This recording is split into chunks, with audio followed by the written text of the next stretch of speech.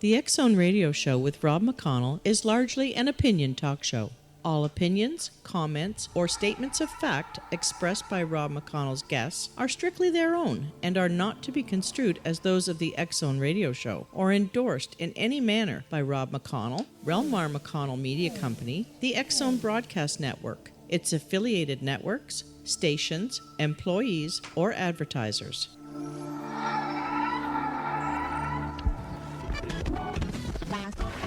All Hit Radio.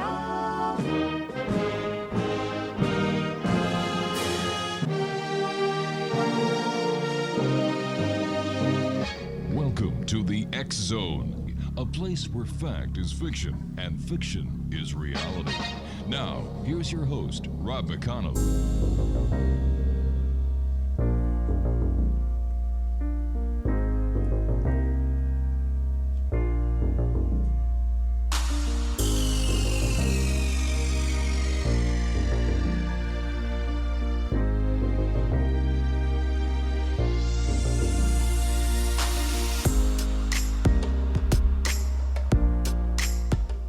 And welcome to the X Zone. My name is Rob McConnell, coming to you from our broadcast center and studios in Hamilton, Ontario, Canada. If you'd like to send us an email, xzone@xzoneradiotv.com, on all social media sites, X Zone Radio TV. And to find out about the programming we have available for you 24/7, 365 on the X Zone Broadcast Network, www.xzbn.net. And for all of you who are watching us on Simul TV, www.simultv.com. My guest this hour is Dr. Robert M. Schoch. He is a full-time faculty member at the College of General Studies at Boston University since 1984 and a recipient of its Peyton Richter Award for Interdisciplinary Teaching. He earned his PhD in Geology and Geophysics at Yale University in 1983. The good doctor holds many other degrees, but we're going to be talking to Dr. Schoch tonight about ancient civilizations. And Dr. Schoch, welcome to the X Zone.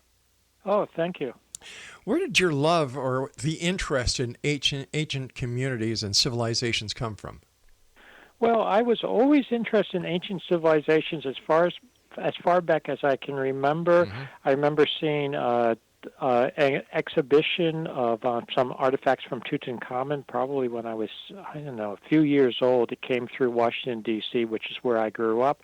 My grandmother was interested in such things, was a very strong influence on me in that respect.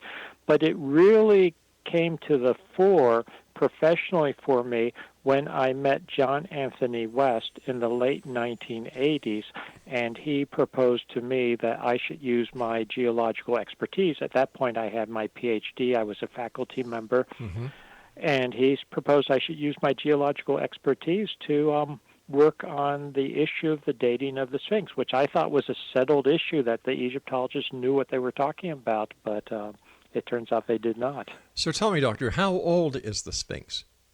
My opinion, based on the evidence at this point, is that the origins of the Sphinx, as unlikely as this may seem to some people, goes back to about 10,000 B.C. It goes back to the end of the last ice age. Wow. Yeah, exactly. Wow. And this is totally, non-conventional, should we say, but the case, I think, can be very, very strongly made. I want to make 2 points. One is that the Sphinx was not a Sphinx originally. It was actually, we now know, a lioness, or at least before it was a Sphinx, it was a lioness. What it was originally, I can't say absolutely with certainty, but I suspect it was, in fact, a lioness originally. The lioness Metit. And second, so that ties in with my second point, which is that the head is too small for the body. It is a recarved head. It is a dynastic head. What happened is you had this tremendous sculpture carved out of the bedrock on the Giza Plateau, where the Great Pyramid sits, where the second and third pyramids sit. It was there before the dynastic Egyptians. They utilized it. They appropriated this statue to themselves. They recarved the head. It was badly damaged. They worked on repairing the body. But my point is that the origins go back to this much earlier period at the end of the last ice age. Who originally built it then? Oh, I don't know. I mean, that's a good question. You can call them whatever you want to call them. They were people that were living in that part of what is now Egypt at the end of the last ice age. We don't really have a name for them. We're not really sure where they came from. Right. What they are related to, in a temporal sense at least, and this is another key point, is that people thought this was crazy when I first started talking about this and presenting the evidence back in the early 1990s. My academic colleagues said this was absolutely impossible. They said, where is there evidence of another advanced civilization? Where is there evidence of anything going back to this early remote period? Right. That was the early 1990s. We now have a second site, and that is at Göbekli Tepe in southeastern Turkey. It's different than what we have in Egypt, but it's at the same level of sophistication. We have megalithic structures that were built there at about 10,000 BC, again before the end of the last ice age. Beautiful stone carvings, just as the Sphinx is carved out of stone. So we now have a second site that is undoubtedly from the same period. And when I say undoubtedly, there's very good radiocarbon dating for Göbekli Tepe. It was being excavated by the late, unfortunately he died prematurely, the late Klaus Schmidt of the German Archaeological Institute, Dr. Klaus Schmidt. So we have independent corroboration from a second site. Now we don't know who they were either. Right. We call them the Göbekli Tepe people. We can call the people in Egypt the Proto-Sphinx people, if you want, or the Mehid people. But we don't know what they called themselves at this point. Is there a connection between all the different monolithic monuments around the world? Is there some significance that would connect them and the different civilizations together into one giant world civilization? Well, I don't know. I mean, yeah, we can actually use the term civilization in various different senses, and I've discussed this in some of my work and books. For instance, well, a good book to start with, and I only say this so that people can get more information in the future, is my book Forgotten Civilization. But previous to that, I actually wrote a book called Voyages of the Pyramid Builders, where I was arguing that, and I still stand by this argument, that people in ancient times had much more interconnection, much more contact with each other than was ever held to be the case by, we'll call it the standard conventional archaeologists. They were ocean going. They were crossing the Pacific and the Atlantic. They were interacting with each other. We have pyramids around the world. Now, a pyramidal structure, a pretty basic structure. So I wouldn't say, oh, just because we have pyramids in different parts of the world, that means that was one civilization or there was necessarily contact even. But when you combine that with a lot of other different points of similarity, very specific similarity, I think that the general archaeological community has sorely underestimated both the antiquity of civilization, how far back it goes, and also the global spread of it and global connections. So to use today as an analogy, do we consider today's modern technological society one global civilization and interconnectedness? In many ways, you could consider us that way, even though we still have, of course, nationalities and differences between different parts of the world. So it wasn't that different in ancient times, I don't believe. But I would imagine in ancient times people were much closer than they are today, even though we're a highly technologically advanced society. We are not as close as, we used to be maybe 20, 30, 40 years ago before the advent of technology. Yeah, no, I know what you're saying. And I mean, talk about things that make us unclose, keep us from being close, things like, quote, social media, which is such a misnomer because it's about the least social thing I can imagine in the sense of people not actually interconnecting on a personal, face-to-face basis. So, yeah, in that case, we have lost something. The other thing I would mention, and I think this ties in, is that the ancient civilizations were, I think, much closer not only to each other, but to, if you want to use the term, nature and spirituality and the cosmos, that type of thing. So that, I think, is another important point, and actually something that we can very much learn from them.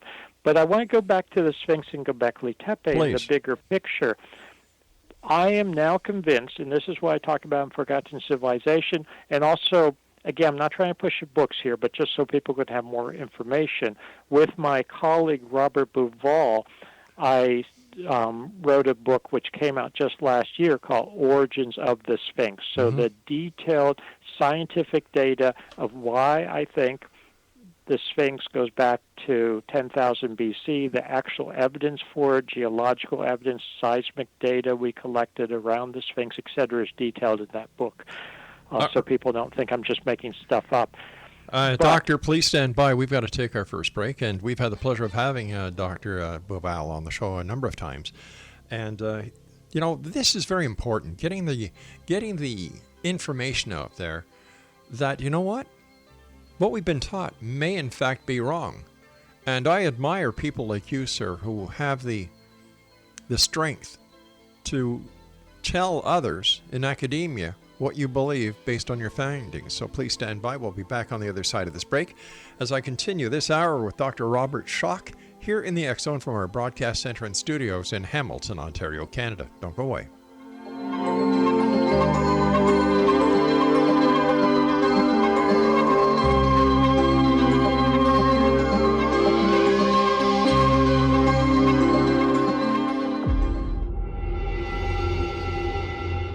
Whether you're a skeptic or a believer, join me, Rob McConnell, as together we'll investigate the world of the paranormal and the science of parapsychology here on the X Zone Radio TV show on XZBN and the X Zone TV channel on Simul TV.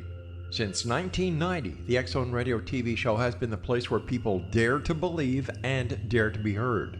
Together, we'll investigate UFOs, aliens, ghosts, Bigfoot, psychic phenomenon, lake monsters, conspiracy theories, government cover-ups, the truth embargo, alien abductions, ESP, haunted locations from around the world, and so much more. With over 28 years of broadcasting and more than 4,500 individual guests, the X Zone is truly a place where fact is fiction and fiction is reality, as evidenced by the credibility, integrity, and professionalism of the guests that we bring to our international audience. If you have seen a UFO, had a close encounter, seen a ghost, Bigfoot, lake monster, or a story that you would like to share or have investigated, contact me, Rob McConnell, by sending me your email to xzone@xzoneradiotv.com, or you can call toll-free 1-800-610-7035, extension 143, and on Skype, X Zone Radio TV. For more information on the X Zone Radio TV show with yours truly, Rob McConnell, visit www.xzoneradiotv.com or www.xzonetvchannel.com or simultv.com and xzbn.net. Until next we meet here in the X Zone from our broadcast center and studios in Hamilton, Ontario, Canada, always remember, X Zone Nation, keep your eyes to the sky and your heart in the light.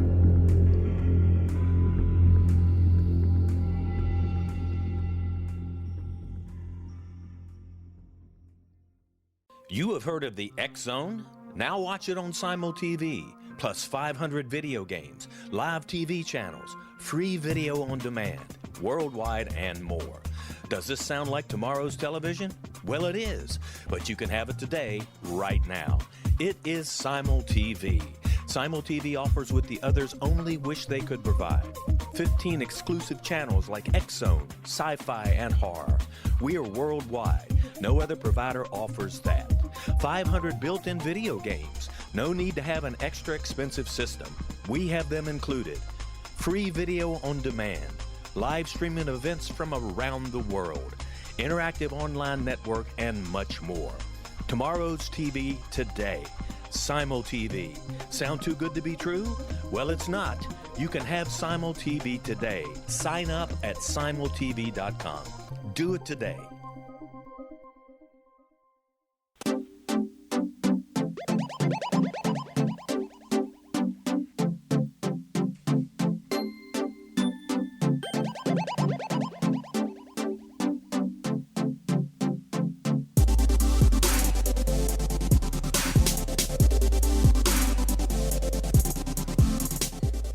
Exonation, Dr. Robert Schoch is my very special guest this hour. www.robertschoch, that's robertschoch.com. And actually, it's SCHOCH. I'm sorry.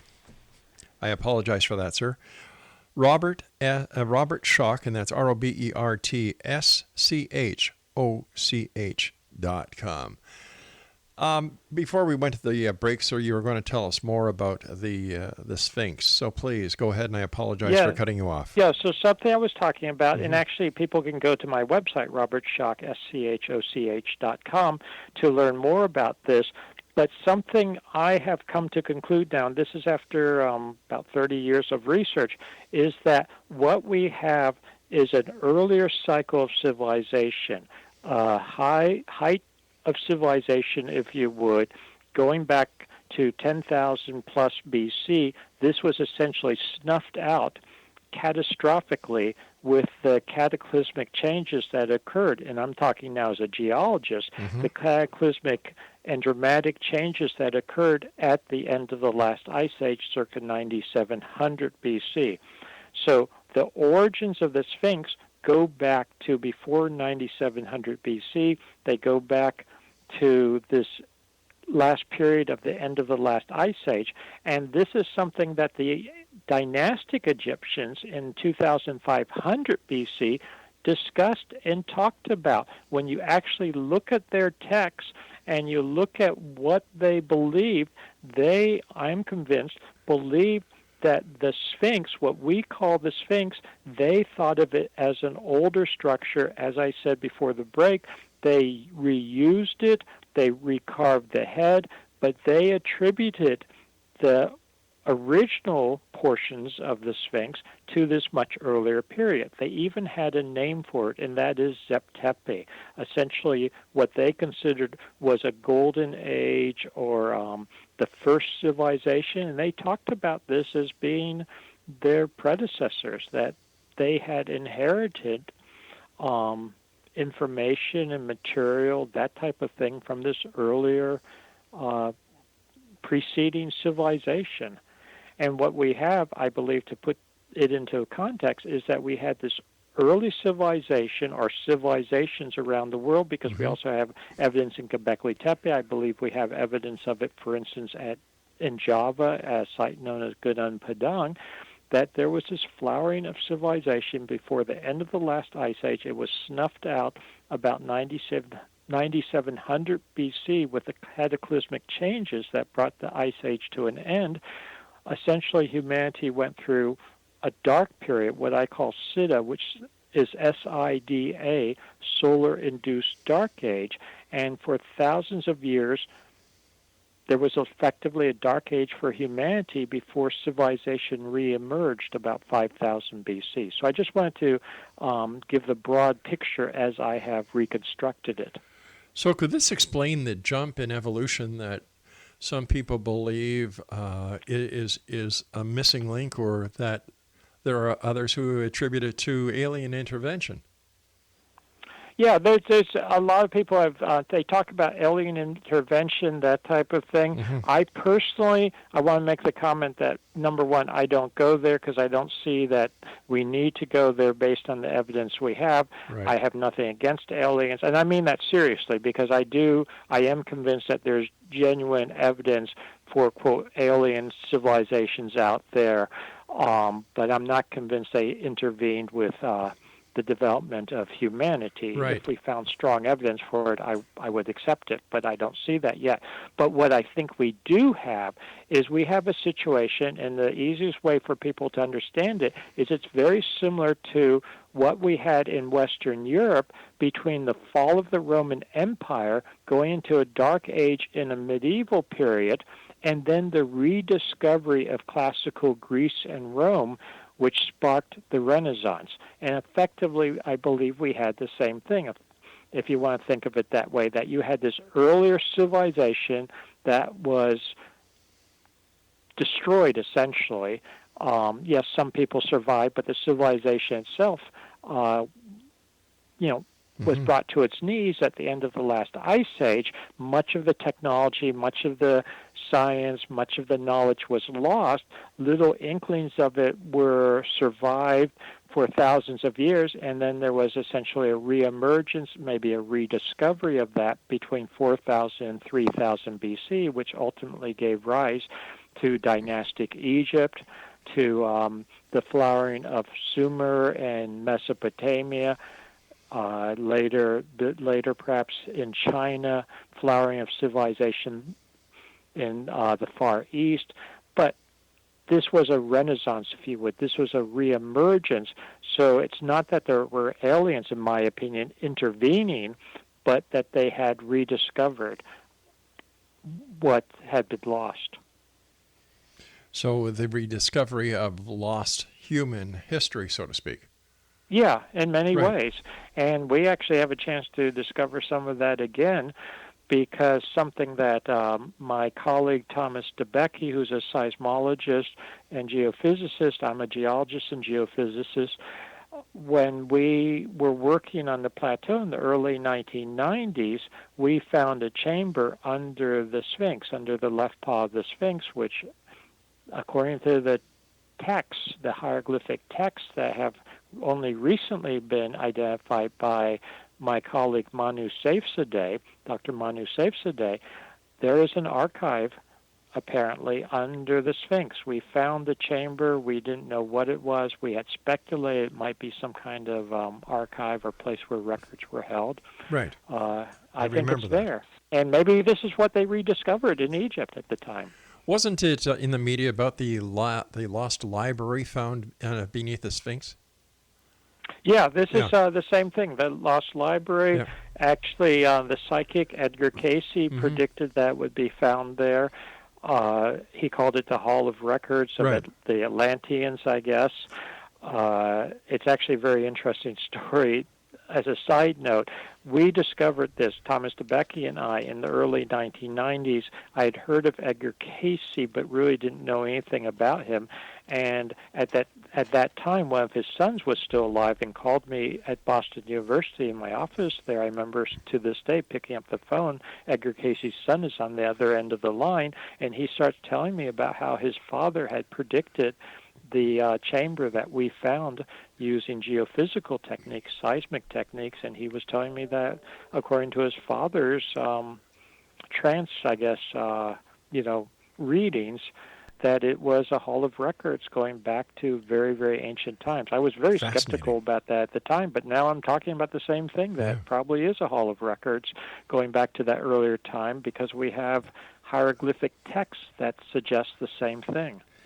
What is your opinion about the building of the pyramids, sir? There's a lot of speculation. Now, there are those who say that it could not have been done by humans because of the precision of the blocks, the way they're placed. And what is your opinion? They are incredibly precisely placed. The pyramid is precisely aligned. It's so precise relative to true north that no one could measure how precise it was until the late 19th, early 20th century, because our instrumentation was not good enough. But I don't think that means it wasn't done by humans. I think what we have to realize is that they may have had technologies, they may have had instruments, they may have had ways of doing things that we can't even imagine right now, which we might say if we ever rediscover it, it all makes sense. But they may have been thinking in different ways, using different technologies that I don't want to say it's beyond our capacity. It's just not the way we think at the moment.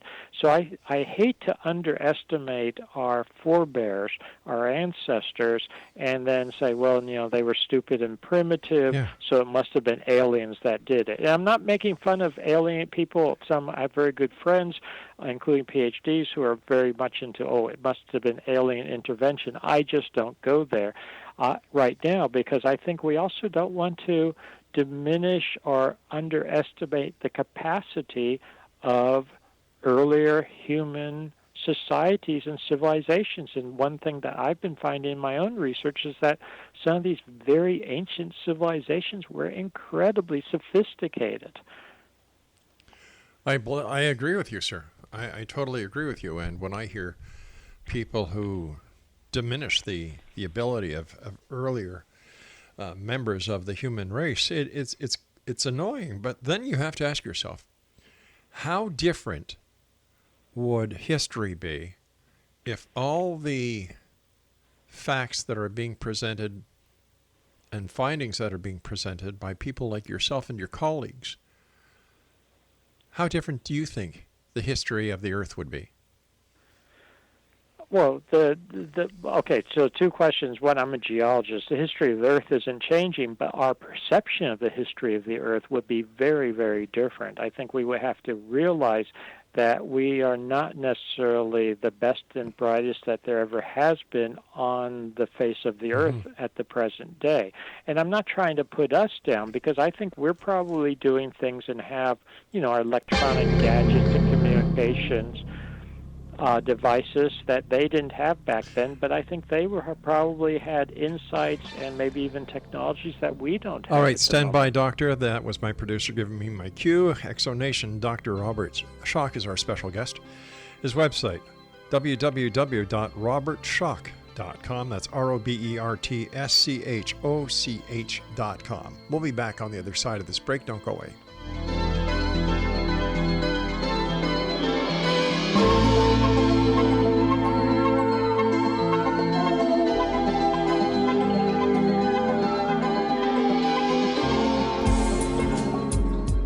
From our broadcast studios in Hamilton, Ontario, Canada, to the world and beyond, you're watching the X-Zone Broadcast Network, www.xzbn.net.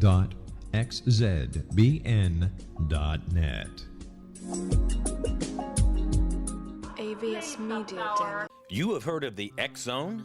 Now watch it on Simul TV, plus 500 video games, live TV channels, free video on demand, worldwide, and more. Does this sound like tomorrow's television? Well, it is, but you can have it today, right now. It is Simul TV.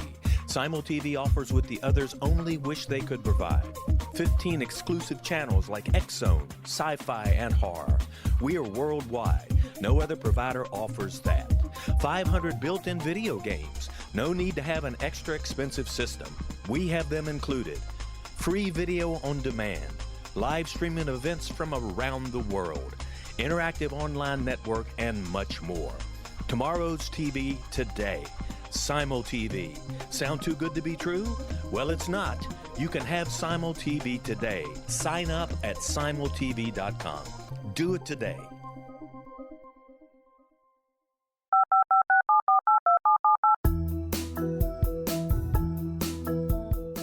Did you know that when you're on the road with limited data or Wi-Fi, you can still listen to the X-Zone Radio Show with Rob McConnell, The Science of Magic with Gwilda Wiyaka, X-1, Dimension X, Space Patrol, and every minute of the X-Zone Broadcast Network by calling 213-401-0080, courtesy of Audio Now. No smartphone, app, or internet needed. It saves your data plan, and it's free if you have unlimited minutes. Call 213-401-0080 to listen on any phone, anytime, anywhere. Remember 213-401-0080 for the best of the paranormal, parapsychology, and sci-fi radio programming anywhere, 24/7, 365.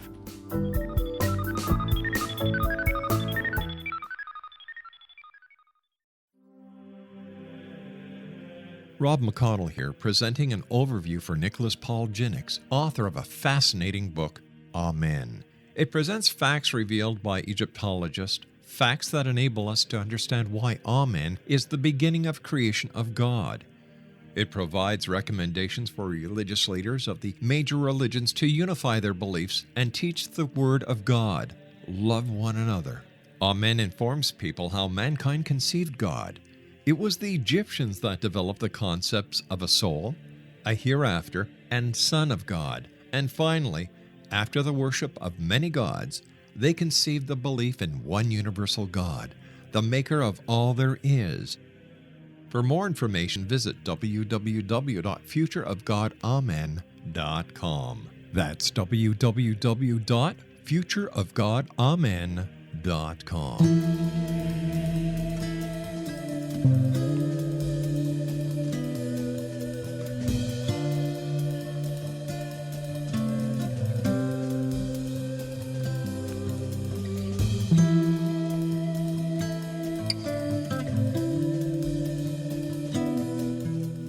Exonation Dr. Robert Schoch is our special guest. His website is www.robertschoch.com.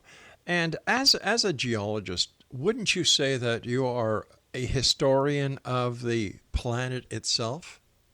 Oh, absolutely, absolutely. In fact, in geology, there are different branches of geology, and one of them is literally called historical geology, and that's what I've always specialized in. So, yes, we are looking at the history of the planet Earth, and something that I have found very compelling and very important is that we cannot divorce humans from the Earth.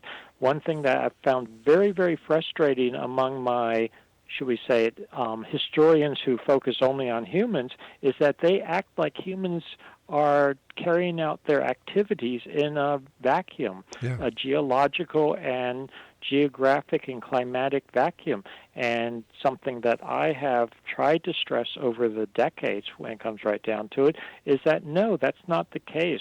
Humans interact with their environment, and even more importantly, the environment affects humans and human society and human ways of life.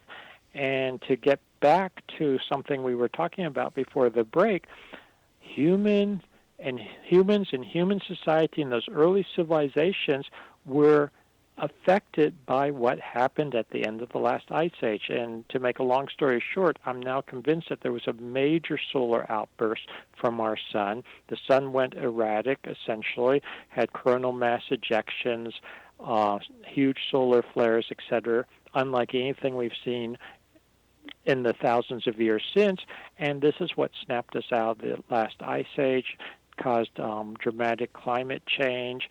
But my point right now is this obviously could not help but affect human society. It changed everything for humans on the surface of the earth, and there was nothing that humanity could do about it. You can't turn off the sun or stop the sun. No, you can't. Even though there are those who believe out there that they can actually do that, we all know they can't. But it's interesting, and it's a very unique way of looking at the relationship that the Earth has with humans and humans has with the Earth, because not very many people have looked at it that way.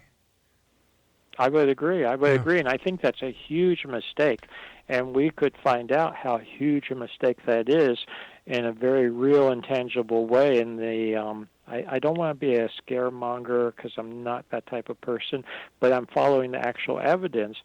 There is plenty of evidence that what happened at the end of the last ice age, as far as solar outbursts, that type of thing, is going to happen again. Our star is the sun. The sun is just a plain old star.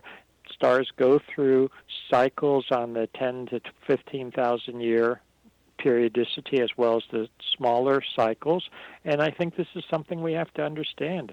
And if we go through another cataclysmic period like we did about 12,000 years ago, 11,700 years ago, the same thing that happened to civilizations back then could happen to us.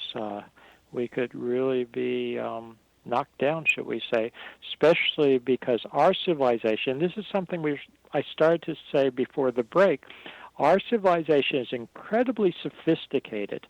I think the civilizations back at the end of the last ice age were also very sophisticated, but not necessarily in the same way that ours is. We are a very technological civilization based on electronics and electricity. That's how we're holding this interview right now. That's how you get to your listeners. And we all take that for granted. Other civilizations, earlier civilizations, weren't necessarily that way. I don't think they were, but I think they may have been sophisticated in other ways that we are not.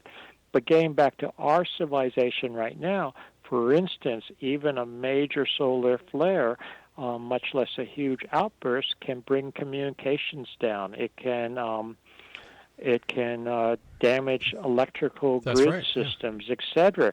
So we have boxed ourselves in, I think, in many ways and made ourselves very, very vulnerable. And this is one of the lessons we need to learn from looking at ancient civilizations.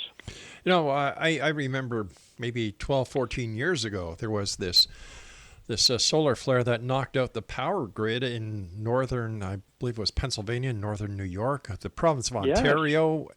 And for 3 weeks, we were basically without power. Exactly.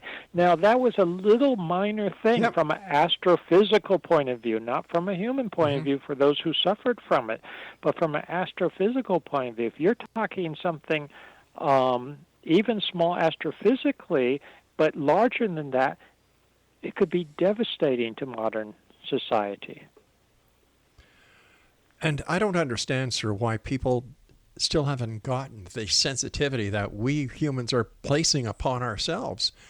It's as if the majority of people really don't think it could happen, that it's only the substance of science fiction or history.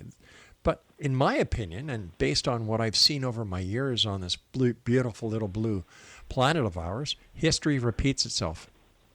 Absolutely. That's one of the big lessons, or one of the, as a geologist, people say to me, this will never happen. Well, no, that's not the case. It's not a matter of it will never happen. It's not a case of whether types of things will happen or if they will happen. It is a matter that they will happen. It's just a matter of when. And we are running out of time, and I think for something like a solar outburst that could have a major effect on modern society, we are incredibly vulnerable. It's scary. Yeah. I mean, the odds are not with us. There are those people who believe that the nuclear arms race is something to worry about. I think that if anything, we have to watch out for the countries who are developing, electromagnetic pulse weapons. Oh, yes, EMP, electromagnetic pulse. Yeah. Now, the thing is, they could knock us out with electromagnetic pulse, but this ties back to what I was talking about. If you have even astrophysically relatively minor incident from the sun, one thing that's probably associated with that is an EMP. Yeah. And that could cause major havoc. Yes. And when I say probably associated with it, we've not experienced this in modern times. In 1859, which is from a geological point of view, recent, really recent from my perspective, but 1859 for most people, that's so long ago. That's before World War I. It's before, you see what I mean? It's a long time ago, 1859. In 1859, there was what is known as the Carrington event. Yeah. It was a outburst from the sun. It was a couple of coronal mass ejections, some solar flares. It was recorded by magnetometers at the time. It was also recorded due to the telegraph lines literally being fried, telegraph stations burning down. But telegraphs were the height of electronics back then, and much more robust than any electronics now. There was no way at that time to record an EMP. There was nothing that would be affected by an EMP, but all the modeling is that it would have been accompanied by a major EMP, which today would knock out everything, or knock out a lot, plus all the modeling is that a Carrington event, a Carrington level event today, would probably knock out grids and communication systems, etc., for much of the developed world. And I want to point out something else that we have today, which is very scary. That is nuclear power plants. That's right. And if you knock out the grid system, power plants cannot cool themselves properly without electricity, and you'll have Fukushima-type situations, etc. You can have overheating. You can have radiation being released. I mean, again, I don't want to be a scaremonger, but we've boxed ourselves in technologically and made ourselves so vulnerable. It's not being a horror monger, sir. I call it being a realist. Oh, I agree with you. I'm glad you agree with that. Yeah. I do, sir. I do. And if we cannot, as journalists and broadcasters, if we cannot bring on to our airwaves people like yourself who tell it as it is instead of the painted, coded pictures that a lot of other stations carry, I think that we are doing a disservice to our listeners. However, having you on, talking the way you are, with your proof as an expert, sir, I commend you and I applaud you. Thank you. We have to take a commercial break very shortly, Doctor. When we come back, let's talk more about ancient civilizations, because I believe, as a race, we need to look to our past to understand our present and how we can best prepare for the future. Please stand by. Sir, Exonation, my guest is Dr. Robert Schoch. His website is www.robertschoch.com, and that's RobertSchoch.com. This is the X Zone. I am Rob McConnell, coming to you from our broadcast center and studios in Hamilton, Ontario, Canada. A couple of quick notes. Number one, the X Chronicles newspaper is still available. It is all the time, I should say, with the compliments of the X Zone, Relmar, and Simul TV, and of course our advertisers at www.xchroniclesnewspaper.com, and for all the listings on the X Zone Broadcast Network, www.xzbn.net. I'm Rob McConnell. Dr. Robert Schoch and I will return as we wrap up this hour here in the X Zone on the other side of this break. Don't go away.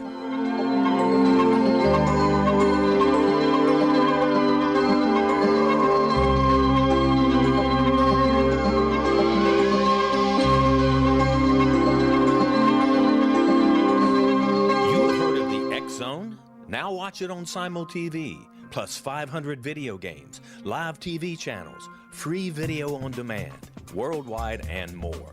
Does this sound like tomorrow's television? Well, it is, but you can have it today, right now. It is Simul TV. Simul TV offers what the others only wish they could provide. 15 exclusive channels like X Zone, Sci-Fi, and Horror. We are worldwide. No other provider offers that. 500 built-in video games. No need to have an extra expensive system. We have them included. Free video on demand. Live streaming events from around the world. Interactive online network, and much more. Tomorrow's TV today. Simul TV. Sound too good to be true? Well, it's not. You can have Simul TV today. Sign up at simultv.com. Do it today.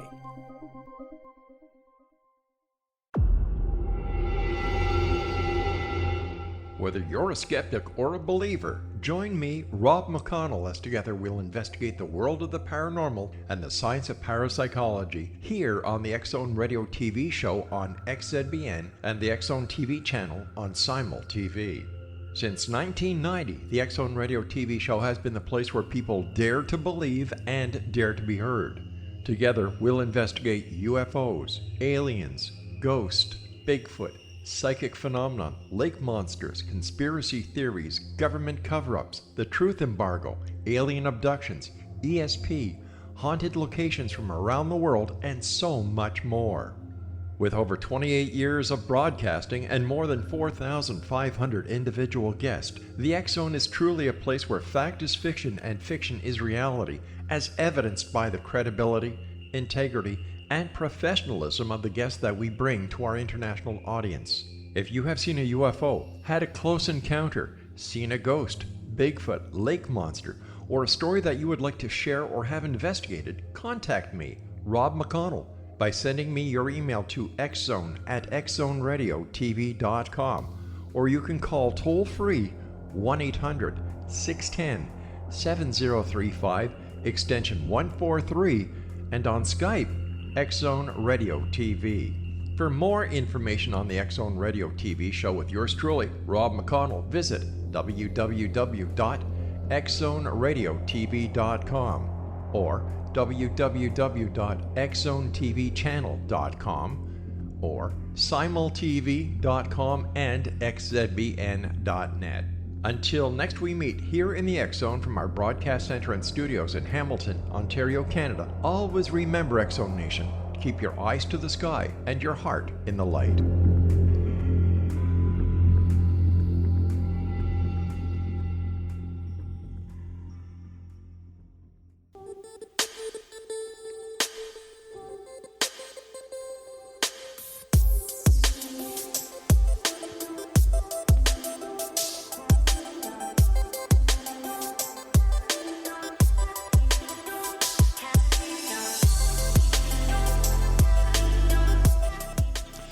Welcome back, everyone. Our guest this hour is Dr. Robert Schoch. His website is www.robertschoch.com, and that's RobertSchoch.com.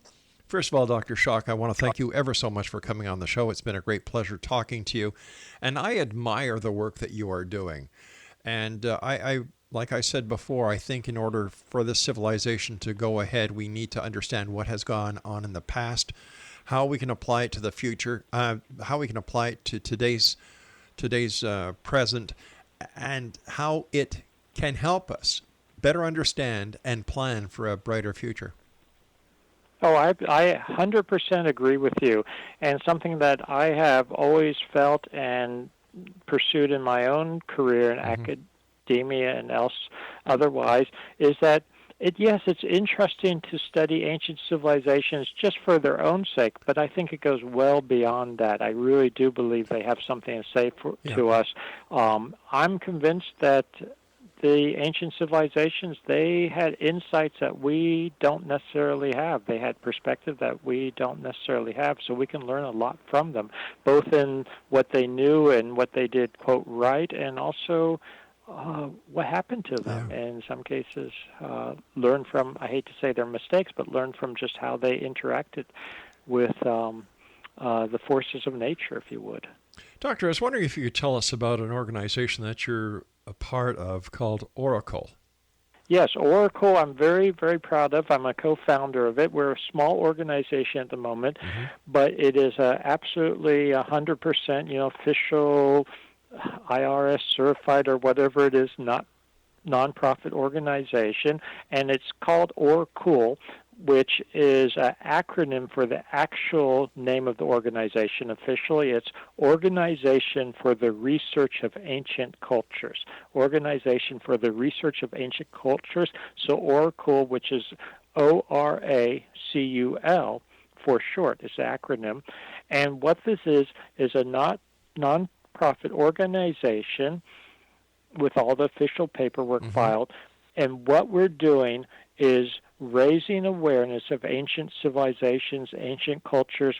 We raise awareness. We have an education program, and we also are getting ourselves involved in raising funds to do research, to do scientifically sound, but also cutting edge, and if I could put it this way, out of the box, not necessarily, quote, conventional mainstream paradigm research, but also not, out there, as some of my students at Boston University would say, wow, or woo-woo.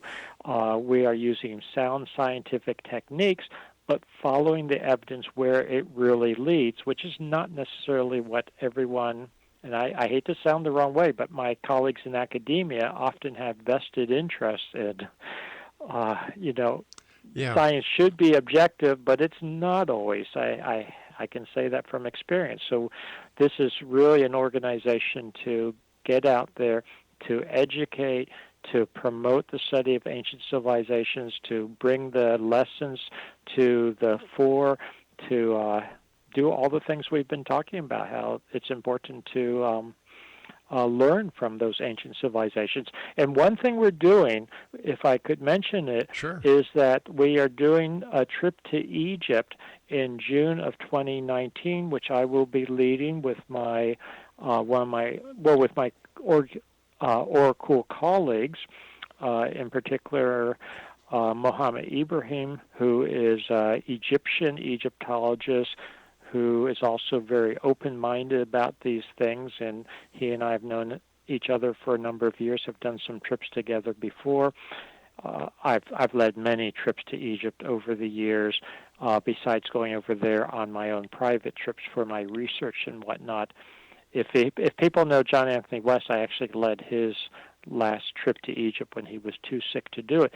So something I'm excited about is I always love to show Egypt to people, to let them learn about what we're talking about on site, and to really experience an incredible ancient civilization that was so powerful and so different than what we have today.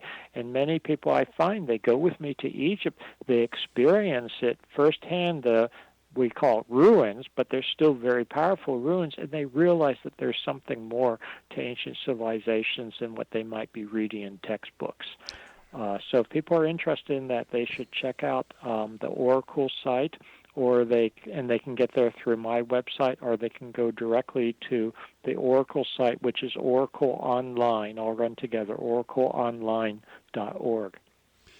What has been your most memorable find or an awe moment that you've had when in Egypt doing research? Oh, wow. Everything is awesome in Egypt. I mean that in a genuine sense, not just the trivial sense. I mean, I've had a lot of awe moments. But, I probably, because it was my first trip to Egypt, in 1990, I first got involved in this in the late 1980s. I made my first trip to Egypt in 1990, summer of 1990, and I go to the Sphinx, and I look at it, and two things struck me immediately, and I still remember it to this day. This was within, the first 2 minutes, first 30 seconds, actually. One, the Sphinx is not weathered by wind and sand. Despite being on the edge of the Sahara Desert, it's weathered by water. It's weathered by rain and precipitation, so it had to go back to an earlier period. I realized that immediately, instinctively from my geological training. Now, it took a lot more research to demonstrate that, to prove that, to put things together, to do the geophysical work, etc., but it started in that moment of realization. And the second thing at the same time, virtually simultaneously, was that the head is too small for the body. It's out of proportion. And I immediately hypothesized to myself that this is not the original head. It's a recarved head. The original head had been weathered, and it's much smaller now. Ironically, I don't know if you can hear that, it started pouring down rain here in Boston as I'm speaking. Yes, I can hear it. Yes, that's rain. There's nothing I can do about it. Sir, it is really, we've got a little mini tsunami or something here. Well, that's all not right. Tsunami, whatever it is, a little... all of a sudden started pouring down rain. Well, I'll tell you I was something. talking about the rain on the Sphinx, which goes back to pre-Sahara times. Well, isn't it also? I believe that I've read somewhere that at one time the entire Sahara Desert was at the bottom of an ocean or a great body of water. Yes. Yes, of course it was. But that has nothing to do with the age of the Sphinx. That actually is millions and millions of years earlier. And something that's interesting is that the Sphinx, the Sphinx was is carved from limestone. It's carved from limestone that goes back maybe 40 million years or so. And it's full of ocean creatures, little fossils of ocean creatures. Now, sometimes people show these to me and they say, well, this proves the Sphinx was underwater. No, it shows that the limestone it was carved out of was created in an ancient ocean millions of years ago. But it's still super interesting. I mean, there's so many fascinating things on the Giza Plateau and with the Sphinx. Is there any geological proof that you've been able to find, whether it's, in Egypt or any of the other sites around the world that you've gone to, that there was indeed a giant flood that covered the earth? Oh, absolutely, absolutely. We see evidence of that all over. And when you say, now let me back up, not necessarily a giant flood that covered all the earth at one time. Mm-hmm. No, I wouldn't go that far. Okay. But what we do see is evidence of flood and flood debris, etc., at the end of the last ice age, and this is with good reason, because at that time, what we had with the solar outburst that I was talking about and the rising temperatures, in fact, immediately rising temperatures, essentially in some places what would have looked like huge lightning bolts were hitting Earth with the solar outburst.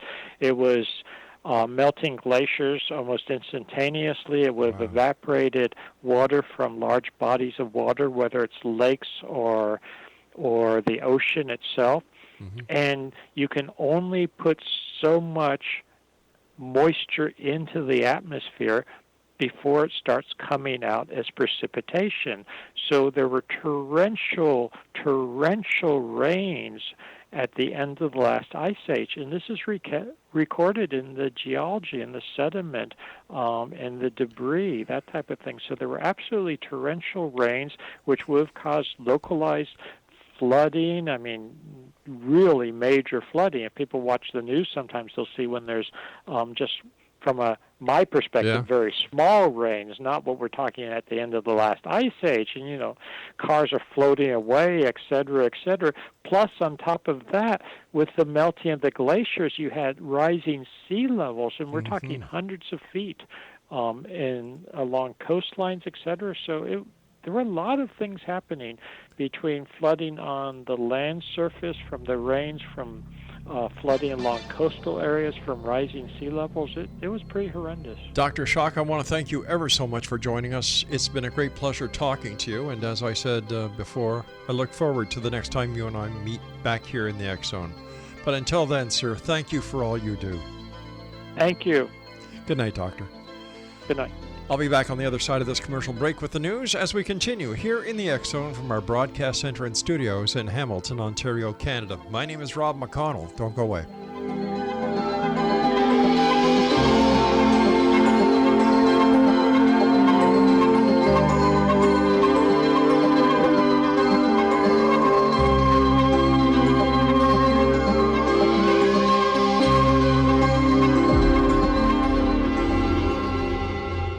Whether you're a skeptic or a believer, join me, Rob McConnell, as together we'll investigate the world of the paranormal and the science of parapsychology here on the X Zone Radio TV show on XZBN and the X Zone TV channel on Simul TV.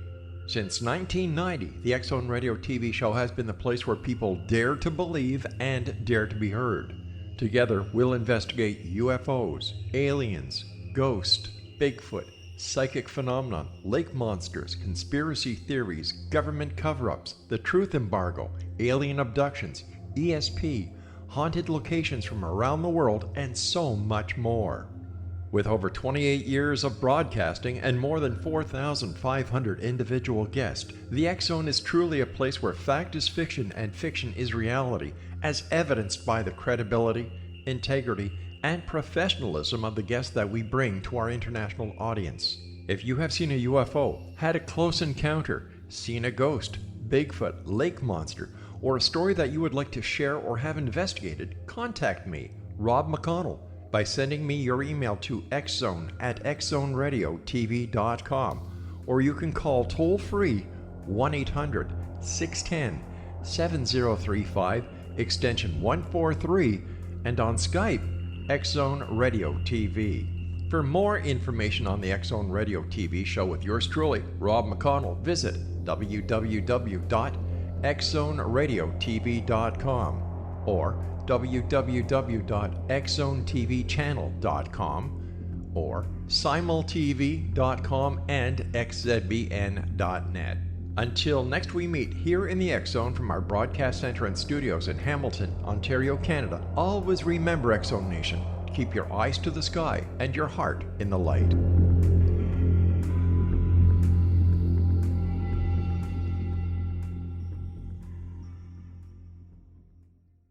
You have heard of the X Zone? Now watch it on Simul TV, plus 500 video games, live TV channels, free video on demand, worldwide, and more. Does this sound like tomorrow's television? Well, it is, but you can have it today, right now. It is Simul TV. Simul TV offers what the others only wish they could provide. 15 exclusive channels like X Zone, sci-fi, and horror. We are worldwide. No other provider offers that. 500 built-in video games. No need to have an extra expensive system. We have them included. Free video on demand. Live streaming events from around the world. Interactive online network, and much more. Tomorrow's TV today. Simul TV. Sound too good to be true? Well, it's not. You can have Simul TV today. Sign up at simultv.com. Do it today.